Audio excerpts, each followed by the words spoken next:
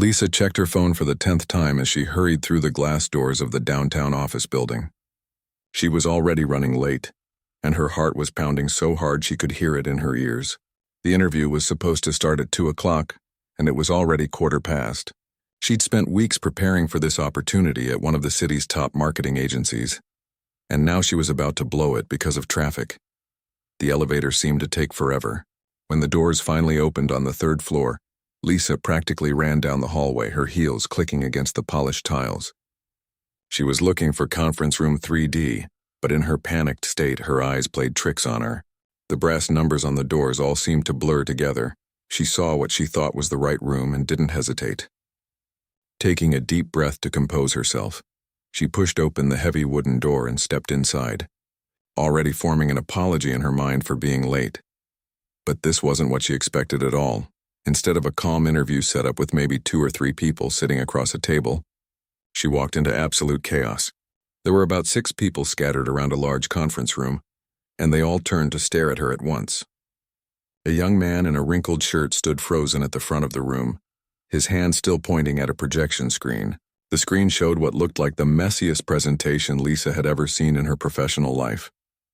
"I'm so sorry," Lisa stammered, her face burning with embarrassment. "I think I have the wrong room." She started to back out, but something made her pause.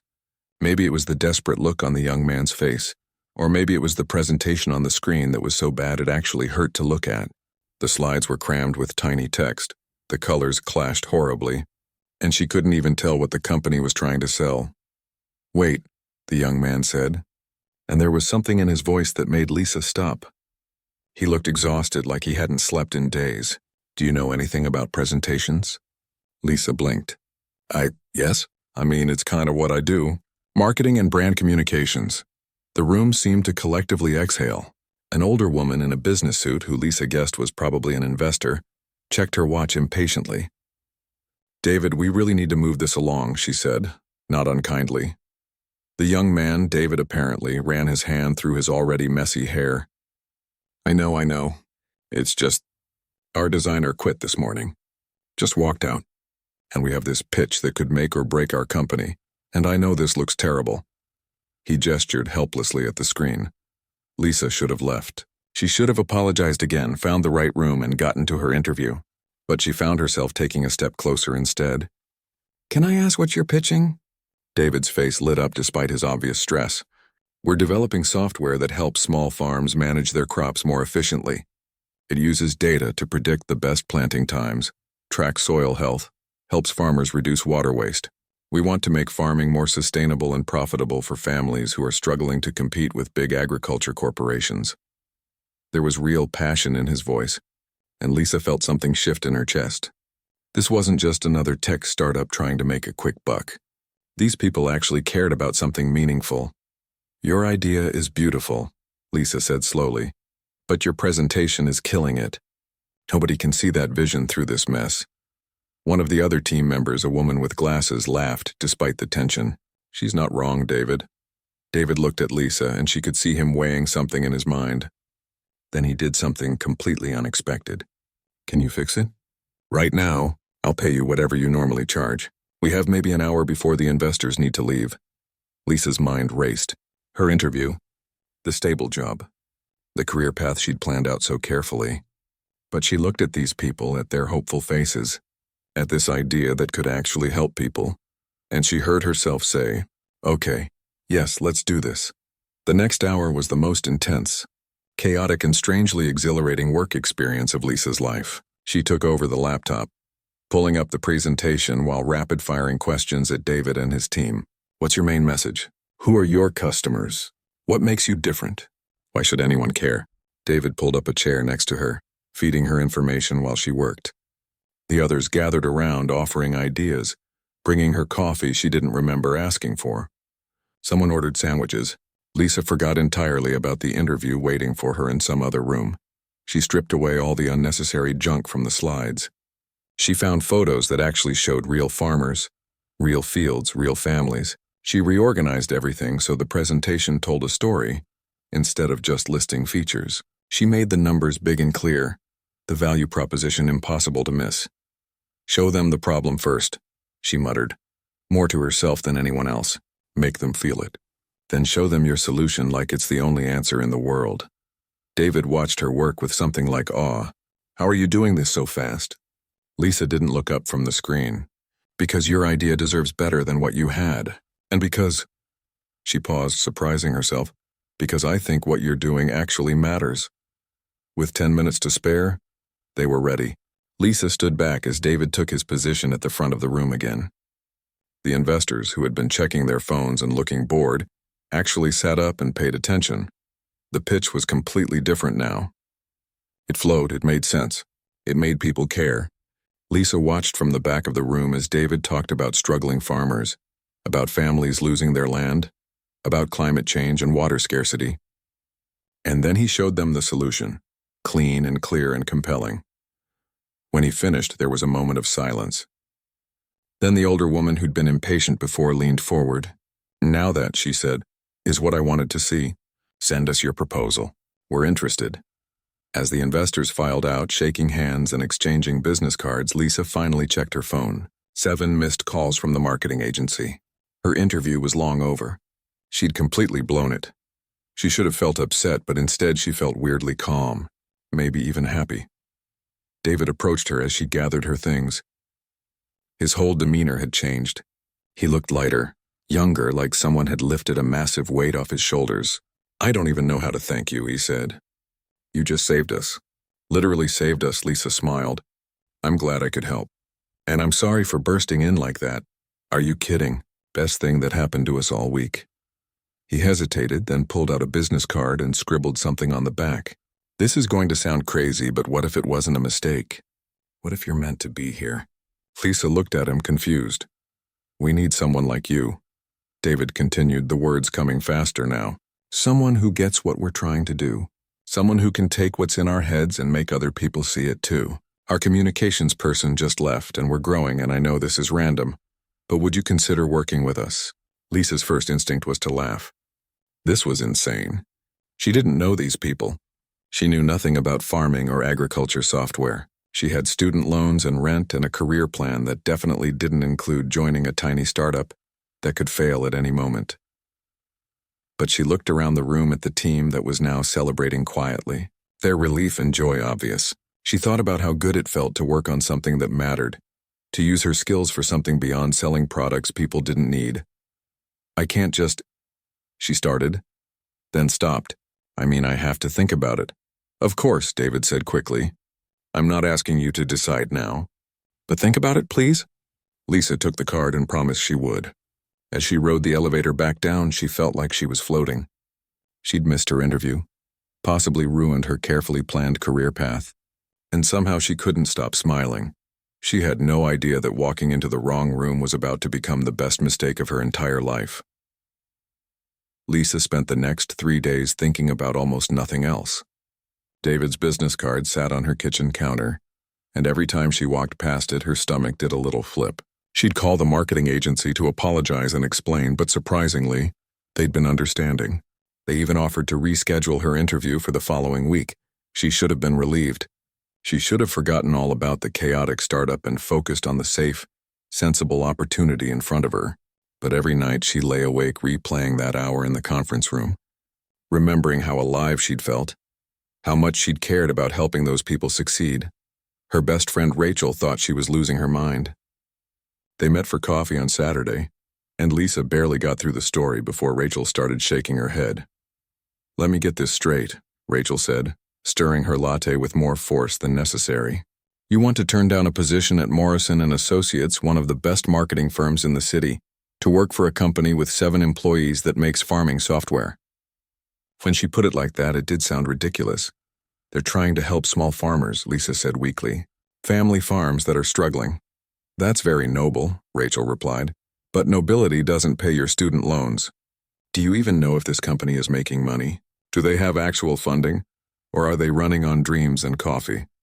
Lisa didn't have good answers to those questions. She'd looked up the company online and found very little. A basic website, a LinkedIn page with not many followers, a few mentions in local business articles, nothing that screamed stability or success. Her parents were even more concerned when she called them that evening. Her father had worked the same accounting job for 30 years, and the idea of his daughter throwing away a sure thing for a risky startup made him genuinely worried. "Sweetheart, I know you want to do meaningful work," he said carefully, "but you can't eat meaning. You have bills. You have responsibilities. What happens if this company folds in 6 months? I know, Dad, I know all of that. Do you?" Her mother had taken the phone. "Because from here it sounds like you're making an emotional decision, not a practical one. You met these people for an hour. 1 hour, and now you're considering changing your entire career path?" Lisa couldn't argue because they were right. It was emotional. It was impractical. It went against everything she'd ever been taught about building a stable career. But something had shifted in her that day. She'd spent the last 4 years working her way up in corporate marketing, doing good work for companies she didn't particularly care about, selling products that didn't make anyone's life better. She'd been good at it, successful even, but she'd never once felt the way she felt during that frantic hour helping David's team. On Monday morning, Lisa went to her rescheduled interview at Morrison & Associates. The offices were beautiful, all modern furniture and floor-to-ceiling windows. The people who interviewed her were professional and impressive. They offered her exactly what she'd been hoping for: a good salary, full benefits, a clear path for advancement, and interesting clients. "We'd love to have you join our team," the hiring manager said, shaking her hand at the end. "Can we expect an answer by the end of the week?" Lisa said yes, thank you. She'd let them know soon. But as she walked out of that polished office, she felt heavy instead of excited. She found herself driving across town, not entirely sure why, until she pulled up in front of the address on David's business card. The building was older, definitely not as sleek as Morrison & Associates. She sat in her car for a minute, then texted the number on the card. David responded immediately, asking if she wanted to come up and see their office. 5 minutes later, Lisa was climbing stairs to the 3rd floor of a converted warehouse. The office was nothing like she'd imagined. It was basically one big open room with mismatched furniture, plants on every available surface, and a whiteboard covered in diagrams and ideas. 2 people were having an animated discussion by the windows. Someone else was on a phone call, pacing back and forth. The whole place had an energy that was completely different from the quiet, controlled atmosphere at Morrison & Associates. David met her at the door, looking genuinely happy to see her. "You came. I wasn't sure if you would." "I'm not sure why I did," Lisa admitted. He laughed. "Fair enough. Want the tour? It won't take long." He introduced her to the team. There was Jennifer, the woman with glasses who'd laughed during the disastrous pitch. She handled product development and had previously worked for a major tech company before deciding she wanted to do something with more purpose. There was Tom, a quiet programmer who'd grown up on a farm and understood exactly what their software needed to do. There was Priya, who managed their partnerships and had an infectious enthusiasm for their mission. Everyone was friendly and welcoming, but what struck Lisa most was how much they all genuinely cared. This wasn't just a job to them. They talked about the farmers they were helping, about the difference their software was making, about the future they were trying to build. David showed her their modest setup, not hiding anything. "We're not fancy," he said honestly.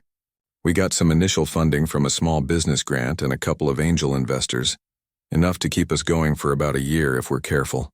The pitch you helped with last week, those investors want to move forward, which could change everything for us." "And if it doesn't work out?" Lisa asked. He met her eyes directly. "Then we figure something else out, or we fail. I'm not going to lie and say there's no risk. There's huge risk, but I believe in what we're doing and I think we're going to make it." They sat in a tiny kitchen area that someone had set up in one corner, drinking coffee from mismatched mugs. Lisa asked the hard questions. What would her role actually be? What could they pay her? What happened if the funding fell through? David answered everything honestly. The salary he could offer was about half what Morrison & Associates was offering. There was no fancy benefits package yet, though they were working on it. Her role would be everything related to communications, branding, marketing, and probably a dozen other things they hadn't thought of yet. "I'm not going to pretend this is the smart choice," David said quietly. "On paper, it's probably the dumb choice, but I think you felt something when you were here last week. I saw it on your face. You came alive working on that pitch, and I think if you're honest with yourself, you know you'd be happy here in a way you wouldn't be at some big agency. Lisa wanted to argue, but she couldn't. He was right. Can I think about it a little longer? She asked. Of course. But Lisa, whatever you decide, decide for the right reasons. Don't choose safe just because it's safe. And don't choose us just because it feels good in the moment. Choose what you actually want for your life. That night, Lisa made a list. She drew a line down the middle of a page and wrote all the practical reasons to take the job at Morrison & Associates on one side. Better pay, job security, impressive name on her resume, clear career path. Her parents would be proud. Her friends would understand. On the other side, she wrote the reasons to join David's company. And she struggled because they weren't practical reasons. They were feeling reasons. It matters. It's exciting. I'd be helping people. I'd be building something instead of just maintaining it. I feel alive when I think about it. She looked at that list for a long time. The practical side was longer, more convincing, harder to argue with. The other side looked silly by comparison, emotional and naive. But as Lisa stared at those two columns, she realized something. She'd spent her whole life making the practical choice, the safe choice, the choice that made sense to everyone else. And she'd been fine, comfortable, successful even. But she'd never been truly excited about Monday mornings. She'd never felt like what she was doing actually mattered in any real way. She picked up her phone before she could talk herself out of it. David answered on the second ring. I'll do it, Lisa said, her heart pounding. I'll take the job. I'm probably crazy, but I want to work with you. She could hear the smile in his voice. Really? You're sure? No, Lisa laughed, feeling slightly hysterical.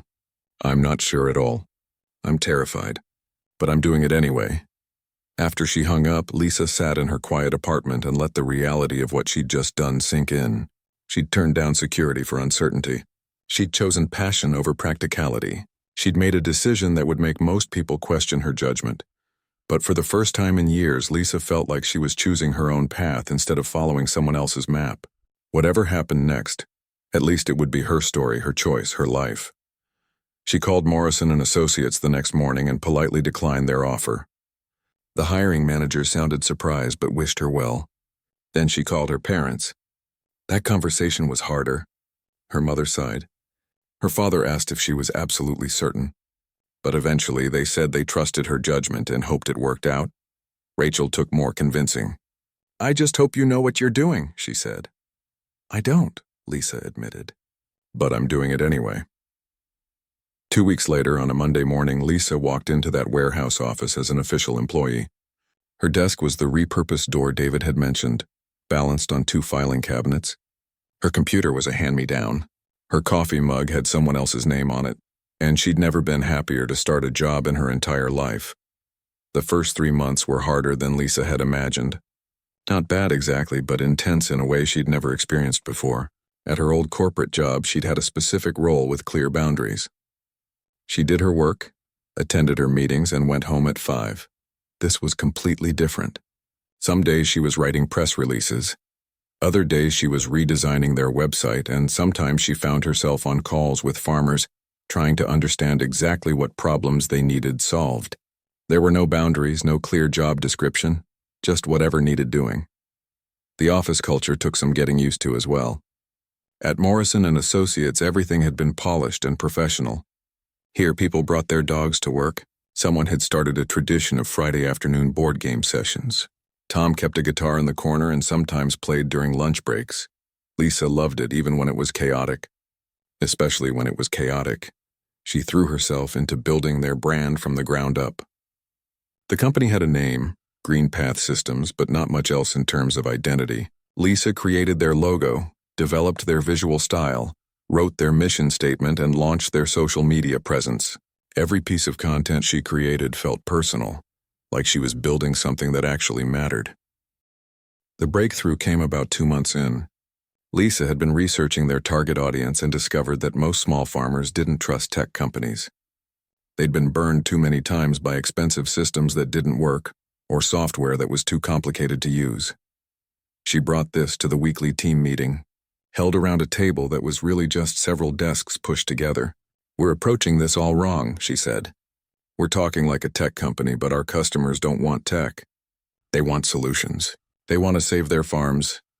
David leaned forward, interested. So what do we do differently? We stopped selling software, Lisa said. We start telling stories. Real stories about real farmers. We show the problem and how we solve it, using their words, their faces, their farms. Jennifer nodded slowly. That could work, but we'd need farmers willing to share their stories. I know, Lisa said. So we start with the ones already using our beta version. We ask if we can visit, document what they're doing, show the real impact. The idea excited everyone, but there was a problem. They didn't have money for a professional video crew or a marketing campaign. They barely had money for rent. I'll do it myself, Lisa offered. I have a decent camera. I can learn basic video editing. We start small and see what happens. That's how Lisa found herself driving 2 hours into farm country the following Saturday. Camera equipment borrowed from a friend in the back seat. She was visiting a small organic farm run by a couple in their 50s who'd been beta testing GreenPath's software. The Hendersons greeted her warmly, though they seemed bemused that anyone wanted to film them working.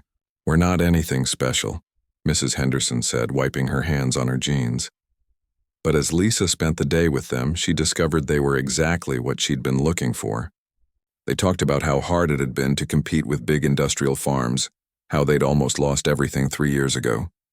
Then they showed her how the software helped them track soil conditions, plan crop rotations, and reduce water waste by 30%. It sounds simple, Mr. Henderson said, standing in his field as the sun set behind him. But this right here, this might be the thing that lets us pass this farm to our kids instead of selling it to developers. Lisa got that on camera, and she knew she had something powerful. She spent her evenings and weekends learning video editing, creating content that felt authentic and real. The first video she posted on their social media showed the Hendersons talking honestly about their struggles and how technology was helping them survive. It wasn't polished or professional, but it was genuine. The response surprised everyone. The video got shared hundreds of times. Other farmers started reaching out wanting to know more. A farming cooperative asked for a demonstration. A journalist from an agriculture magazine requested an interview. David was thrilled. This is exactly what we needed, he said, watching the video for the third time. How did you know this would work? Lisa shrugged, feeling pleased but trying to stay humble. I just thought about what would make me care if I was a farmer. Not fancy tech talk, just real people solving real problems. As the company started growing, Lisa found herself working closely with David almost every day. In the beginning, she'd been slightly intimidated by him. He was the founder, the visionary, the person whose whole life was wrapped up in this company. But the more time they spent together, the more she saw past that. He was brilliant, but also insecure sometimes, worried they weren't moving fast enough or making the right decisions. He worked too hard and forgot to eat lunch. He made terrible coffee but kept trying anyway. He cared so much about helping farmers that he sometimes took on their problems as his own. They developed an easy rhythm. Lisa would come up with ideas for how to communicate what they were doing, and David would get excited and build on them. They'd argue about approaches, sometimes getting heated, but always ending up with something better than either had imagined alone. Late nights became common. The whole team often stayed past normal working hours, not because anyone forced them to, but because they were excited about what they were building. Someone would order pizza, Priya would make her famous chai tea. They'd work and talk and laugh, feeling less like co-workers and more like a family. One evening, about 3 months into Lisa's time there, most of the team had left for the night. Only Lisa and David remained, finishing up a proposal for a major partnership with a farming cooperative. The office was quiet except for the sound of their typing and the distant traffic outside. Can I ask you something? David said suddenly. Lisa looked up from her laptop.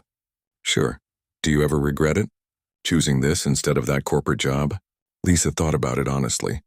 Sometimes I worry about money, she admitted. And sometimes my parents ask questions that make me doubt myself. But regret it? Oh, never. Even though you're making half the salary and working twice the hours? She smiled. Even though, you know what I realized? At my old jobs, I was good at what I did, but I never felt like I was part of something bigger. Here, even when it's hard, even when we're struggling, I feel like what I do matters. That's worth more than I thought it would be. David smiled, and there was something in his expression that made Lisa's heart beat a little faster. I'm really glad you walked into the wrong room that day. Me too, Lisa said quietly. The moment stretched between them, charged with something neither of them was quite ready to acknowledge. Then David cleared his throat and went back to his laptop, and Lisa did the same. But something had shifted. Over the following weeks, Lisa became increasingly aware of David in ways that had nothing to do with work. The way he got excited about new ideas, talking faster and using his hands. The way he always made sure everyone on the team felt heard and valued. The way his whole face changed when he smiled. She tried to ignore it. Office romances were complicated, and she was already taking enough risks with her career. But it was hard to ignore the fact that they were spending more time together, that their conversations were lasting longer, that sometimes she'd catch him looking at her in a way that had nothing to do with marketing strategies. Jennifer noticed, of course. She pulled Lisa aside one afternoon when they were both in the tiny kitchen area. "So," Jennifer said casually, making tea, "you and David seem to work well together." Lisa tried to play it cool. "We do. He's great to collaborate with." Jennifer gave her a knowing look. Collaborate, is that what we're calling it? "I don't know what you mean," Lisa said, but she could feel her face getting warm. "Lisa, I've known David for 2 years. I've never seen him look at anyone the way he looks at you. And you're not exactly subtle either." Lisa sighed. "It's complicated. We work together. I just started here. It would be messy." "Life is messy," Jennifer said. "Good things are worth a little mess." But Lisa wasn't ready to deal with that complication yet. She had too much else to focus on. The company was growing faster than expected. The partnership with the farming cooperative had gone through. They were hiring 2 new people. The investors from that first pitch had come through with significant funding. Everything was moving forward, and Lisa was proud of the part she'd played in that growth. The brand she'd built was getting recognized. The content strategy she'd developed was working. They were making a real difference. At a team celebration for hitting their user growth targets, held at a local restaurant that had a back room they could afford, David stood up to give a toast. "A lot has changed in the past few months," he said, looking around at the team. "We've grown, we've learned, we've worked harder than I ever thought possible. But the biggest change, the thing that really transformed this company, started with a mistake." He looked directly at Lisa. Lisa walked into the wrong room and decided to stay. And that decision, that moment, changed everything. Not just because she's brilliant at what she does, though she is, but because she believed in what we were trying to do when we were just a chaotic mess with a bad PowerPoint. Everyone applauded, and Lisa felt tears prick her eyes. She'd made the right choice. Whatever happened next, she'd made the absolutely right choice. After dinner, as people were getting ready to leave, David caught her arm gently. "Can we talk for a minute?" They stepped outside into the cool evening air. The street was quiet, just the distant sound of traffic and music from other restaurants. "I need to tell you something," David said, and he looked nervous in a way Lisa had never seen before. Her heart started racing. "Okay. I know this is probably terrible timing and maybe I shouldn't say anything, but I can't keep pretending." He took a breath. "I have feelings for you, Lisa, real feelings. It started that first day, if I'm honest, but it's gotten stronger every day since. And I understand if that's complicated or if you don't feel the same way, but I needed you to know." Lisa stood there, her mind spinning. This was everything she'd been trying not to think about, trying to push away because it was messy and complicated and risky. But standing there in the cool night air, looking at David's honest, hopeful, nervous face, Lisa realized she was tired of always choosing the safe option. She'd already taken one big risk by joining this company. What was one more? "It's definitely complicated," she said slowly, watching hope and disappointment war on his face. Then she smiled. "But I feel the same way." For a few weeks, everything felt perfect. Lisa and David kept their relationship quiet at first, wanting to figure things out privately before making it official with the team. They'd stay late at the office together, talking about everything except work. They'd meet for coffee before anyone else arrived in the morning. It was exciting and new and felt like a wonderful secret, but they both knew they couldn't keep it hidden forever and they didn't want to. At the next team meeting, David cleared his throat nervously. "Before we start, Lisa and I have something to tell you," he said. "We're dating. We wanted everyone to know because we believe in being honest, and we don't want this to be weird or affect how the team works." There was a brief silence, and then Tom started laughing. "We know, man. We've all known for weeks." "You're not exactly subtle," Priya added with a grin. "You two look at each other like puppies." Everyone seemed genuinely happy for them, which was a relief. Jennifer had been right. Life was messy, but good things were worth it. The next few months were some of the best of Lisa's life. The company continued growing steadily. They moved to a bigger office space, though it was still modest by tech company standards. They hired more people. Lisa built a small marketing team and loved mentoring the new employees. Her relationship with David deepened in ways that felt solid and real. They'd talk for hours about their dreams, their fears, their pasts. He told her about growing up watching his parents struggle to make ends meet, how that drove him to create something that would help people like them. She told him about always playing it safe, always choosing the practical path, and how scary and liberating it had been to finally take a risk. 8 months after Lisa joined GreenPath, everything seemed to be going exactly right. And that's when things started going wrong. It started with rumors. Other companies were working on similar software, but that wasn't surprising. Competition was normal. But then one of their main competitors, a company called Agritech Solutions, launched a product that looked suspiciously similar to theirs. Worse, Agritech had serious funding behind them, millions of dollars compared to GreenPath's modest resources. Within weeks, Agritech was everywhere. They had billboards, television commercials, ads in every farming magazine. They were offering their software at prices GreenPath couldn't match. They had salespeople visiting farms across the country. David tried to stay positive, but Lisa could see the stress wearing on him. He stopped sleeping well. He'd snap at small things, then apologize immediately. The whole team felt the pressure. Then Tom announced he was leaving. A big tech company had offered him twice his current salary, and he had a family to think about. Jennifer understood, but it hurt to lose someone so crucial to their product development. 2 weeks later, Priya left too. Another startup had recruited her with an offer she couldn't refuse. The team that had felt like family was fracturing, and there was nothing anyone could do to stop it. They hired replacements, but it wasn't the same. The new people were competent but didn't have that same passion, that same belief in the mission. Lisa threw herself into fighting back the only way she knew how. She created campaign after campaign, trying to differentiate GreenPath from Agritech. She reached out to journalists, pushed their story on social media, created more videos with farmers. But Agritech's marketing budget was enormous. It felt like shouting into a hurricane. Her relationship with David started showing strain. They were both exhausted and stressed. Small disagreements became bigger arguments. One night, after a particularly frustrating day where they'd lost a major potential client to Agritech, they had their first real fight. "We need to pivot," Lisa said. "We can't compete with them on reach or price. We need to find a different angle. We can't just change our entire strategy because we're scared," David shot back. "We built this company on helping all farmers, not just a niche. I'm not saying give up on the mission. I'm saying we need to be smarter about how we compete. Or maybe we need to work harder instead of looking for shortcuts." Lisa stared at him. "Are you seriously suggesting I'm not working hard enough?" David ran his hands through his hair, a gesture Lisa had come to recognize as his tell when he was overwhelmed. "No, I'm sorry. I didn't mean it like that. I don't know what to do." That vulnerability broke through Lisa's anger. She sat down next to him. "I don't either," she admitted. "But we'll figure it out," except they didn't figure it out. Over the next month, things got worse. They lost more clients to Agritech. Their user growth stalled. The investors who'd been so excited started asking harder questions about their long-term viability. Lisa spent a weekend alone, really thinking about their situation. She looked at all the data, all the market research, everything she'd learned about their customers over the past months. And she realized something.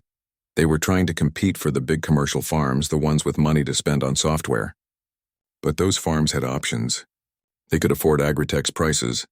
They could afford multiple solutions. But there was another market they'd been ignoring. The smallest farms, the organic farms, the family operations that were barely hanging on. Those farmers couldn't afford Agritech's prices. They needed something simpler, more affordable, more personal. It was risky. The small farms had less money, which meant less revenue for GreenPath. But they also had less competition. And more importantly, helping those farms aligned with why David had started the company in the first place. Lisa worked all weekend on a complete strategy proposal. She barely slept, surviving on coffee and determination. By Monday morning, she had a full presentation ready. She called an emergency team meeting. Everyone gathered in their conference room, looking tired and worried. David sat at the front and Lisa could see the weight he was carrying on his shoulders. "I know things have been hard," Lisa started. "We're all feeling it. But I think I know what we need to do." She presented her idea. Instead of trying to beat agritech at their own game, they should focus entirely on small organic farms. They'd redesign the software to be simpler and more affordable. They'd build partnerships with organic farming organizations. They'd position themselves not as a competitor to agritech, but as the compassionate alternative for farmers who cared more about sustainability than scale. "We'll make less money per customer," Lisa acknowledged, "at least at first, but we'll actually help the people who need it most, and we'll build loyalty that agritech can't touch because they don't care about these farmers. They're too small for agritech to bother with." The room was quiet. Lisa could see people processing, considering. Then one of the newer developers spoke up. "I like it," he said. "It feels right. It feels like why I joined this company." Others started nodding. The energy in the room shifted from defeated to hopeful. But the only opinion that really mattered sat at the front of the room. David had been silent through the whole presentation. Now he stood up and walked to the window looking out at the city. Lisa's heart pounded. She'd put everything into this proposal, worked all weekend, believed she had the answer. But if David couldn't see it, if he fought her on this, she didn't know what would happen. Finally, David turned around. "I started this company because I watched my uncle lose his family farm when I was a kid," he said quietly. "He couldn't compete with the big operations. The bank foreclosed and it broke him. I told myself if I ever had the chance, I'd help people like him." He looked at Lisa. "Somewhere along the way, I forgot that. I got caught up in growth and competition and trying to be as big as everyone else. But you're right. This is who we should be. This is who we need to be." Relief flooded through Lisa. "You're sure?" "I'm sure." David smiled for the first time in weeks. "Let's do it. Let's actually help the people who need help." The team worked around the clock for the next month, rebuilding their approach. Lisa redesigned all their marketing to speak directly to small organic farmers. They partnered with sustainable farming organizations. They restructured their pricing to make it affordable for farms that were barely breaking even. It was a massive risk. They were betting everything on this pivot working. If it failed, the company would probably fail with it. But it didn't fail. Slowly at first, then faster, small farms started signing up. Organic farming cooperatives reached out for partnerships. A major environmental organization featured them in their newsletter. A documentary about sustainable farming included GreenPath as an example of technology used for good instead of just profit. 3 months after the pivot, they hit their user targets for the first time since agritech had launched. 6 months later, they exceeded them. The revenue wasn't as high as it might have been going after bigger clients, but it was steady and growing. More importantly, the team felt united again. They had a clear mission, a defined purpose. New hires came in excited about what they were building. The office had that energy back, that sense that they were doing something that mattered. One evening after everyone else had gone home, Lisa and David sat together in the quiet office. They'd been so busy with the pivot and recovery that they hadn't had much time just for them. Things had been tense for a while, but they'd worked through it. "I was scared," David admitted. "When you presented that strategy, I knew you were right, but I was terrified of making such a big change." "I know," Lisa said. "I was terrified too, but I kept thinking about that first day, when I walked into the wrong room and decided to stay. That was terrifying too." David took her hand. "Best wrong room anyone ever walked into." Lisa leaned her head on his shoulder, feeling grateful and exhausted and hopeful. They'd been through a crisis and come out stronger. The company had nearly failed but found its true purpose instead. "Thank you," David said quietly, "for seeing what I'd lost sight of, for being brave enough to push for change, for believing in this when it would have been easier to walk away." "I'm not going anywhere," Lisa promised. "We're building something real here, something that matters," and she meant it. Whatever challenges came next, they'd face them together. The wrong room had led her to the right place, and she was exactly where she needed to be. 2 years had passed since Lisa walked into the wrong conference room, and she barely recognized her life anymore. In the best possible way, GreenPath Systems had grown to 40 employees. They'd moved into proper office space with actual conference rooms and a kitchen that wasn't just a corner with a coffee maker. They had clients across 3 continents.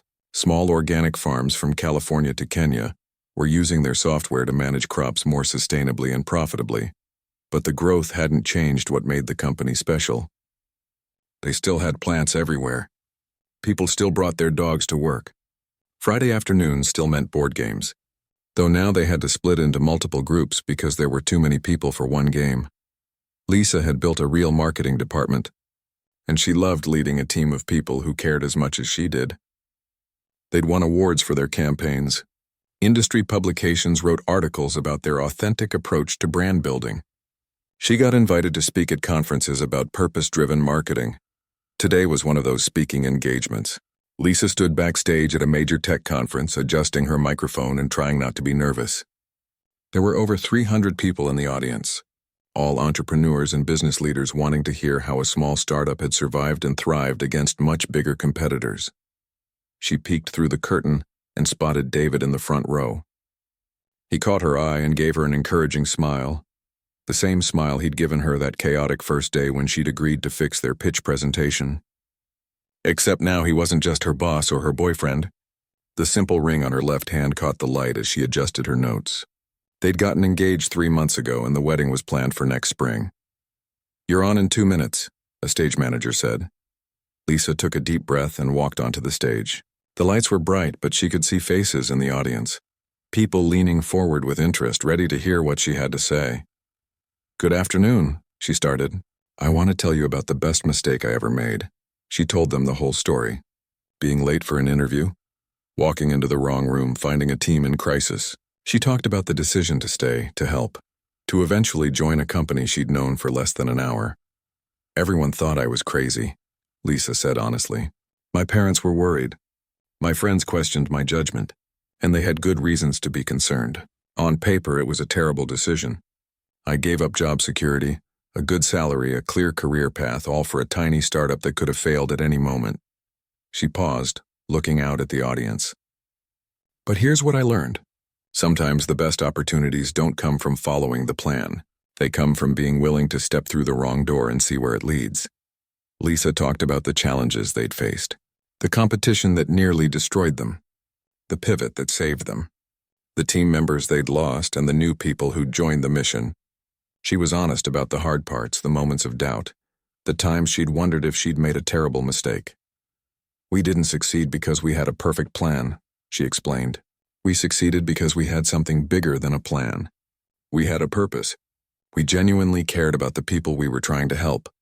She showed photos on the screen behind her, small farms they'd worked with, families who'd avoided foreclosure because of their software, children who'd grow up farming because their parents could now make it sustainable. Every image represented a real person, a real story. "This is what success looks like to us," Lisa said. "Not just revenue numbers or user growth, though we're proud of those too, but real people whose lives are better because of what we built." She talked about the importance of authentic marketing, of storytelling, of building brands that stood for something beyond profit. The audience was engaged, taking notes, nodding along, but then Lisa shifted gears. "I want to be really honest with you about something. This story has a romantic element that I usually don't talk about in professional settings, but I think it's important." She saw David sit up a little straighter, curious about where she was going with this. "That day I walked into the wrong room. I didn't just find a job. I found the person I'm going to marry. And I know that sounds like a movie or a romance novel, but it's true. The founder of the company, David, is in the audience right now, probably mortified that I'm talking about this." A ripple of laughter went through the crowd. David was indeed blushing but smiling.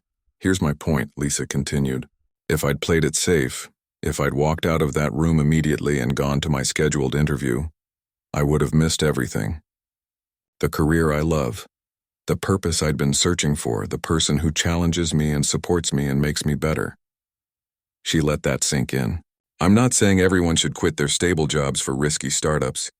I'm not saying you should make important life decisions based on feelings instead of logic. But I am saying that sometimes, just sometimes, the detour is the destination. Sometimes getting lost is how you find what you've been looking for all along."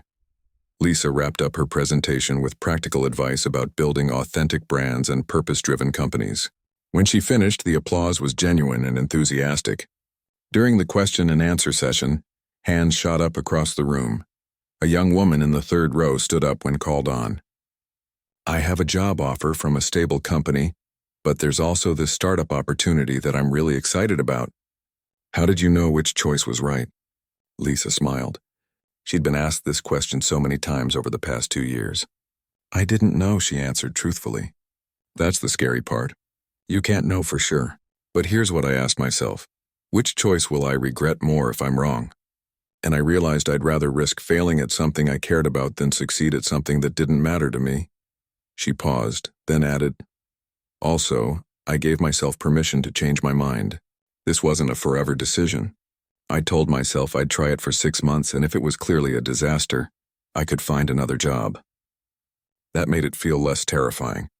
You don't have to commit to every decision for the rest of your life. Just commit to right now and see what happens.